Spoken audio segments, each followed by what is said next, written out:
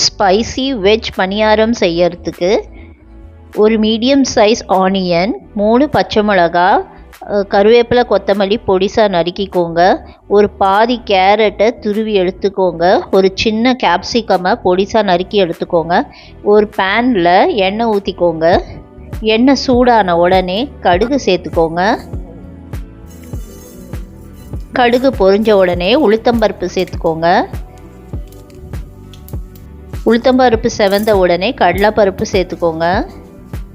கடலைப்பருப்பும் செவந்த உடனே நறுக்கி வச்சுருந்த வெங்காயம், கொத்தமல்லி, கருவேப்பிலை, பச்சை மிளகா எல்லாத்தையும் போட்டு நல்லா வதக்கிக்கோங்க. வெங்காயம் நல்லா வதங்கணும். வெங்காயம் வதங்கின உடனே நம்ம நறுக்கி வச்சுருந்த கேரட்டும் கேப்சிகமும் அதில் சேர்த்துக்கோங்க. இதில் நீங்கள் மஷ்ரூம், பேபி கார்ன் அதெல்லாம் கூட சேர்த்துக்கலாங்க. பிள்ளைங்களுக்கு எது பிடிக்குமோ அதை சேர்த்துக்கோங்க.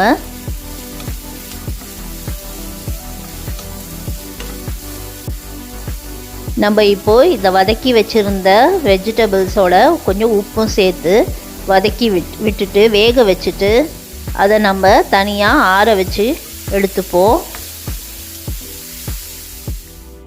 ஒரு இட்லி மாவு இல்லைன்னா பணியார மாவு இருந்தால் அதில் ஒரு முட்டை உடச்சி ஊற்றிக்கோங்க. இது ஆப்ஷனல் தான். நல்லா முட்டையை அதோட கலந்துக்கோங்க மாவோட. இப்போது ஆற வச்சுருந்த நம்ம வெஜிடபிளை அதோட சேர்த்துப்போம். இது மூலமாக நம்ம பிள்ளைங்க வெஜிடபிள் சாப்பிட்லன்னா கூட சாப்பிட வச்சிடலாங்க. அதை நல்லா மாவோட கலந்துக்கோங்க. ஒரு பணியார கல் எடுத்துக்கோங்க. அதில் எண்ணெயை தடவிக்கோங்க.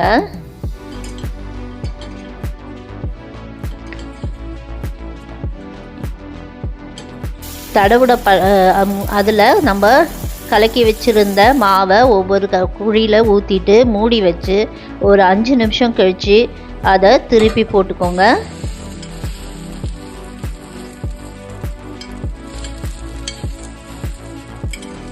திருப்பி ஒரு 2 நிமிஷம் வேக வச்சிங்கன்னா சுவையான ஸ்பைசி வெஜ் பணியாரம் ரெடிங்க. இது உங்கள் பிள்ளைங்க லஞ்ச் பாக்ஸில் வைக்கலாம், ஸ்நாக்ஸாகவும் கொடுக்கலாம்.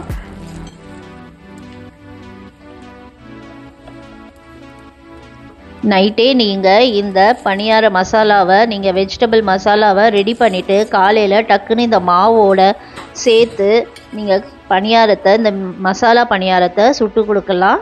சுவைச்சு பாருங்கள்.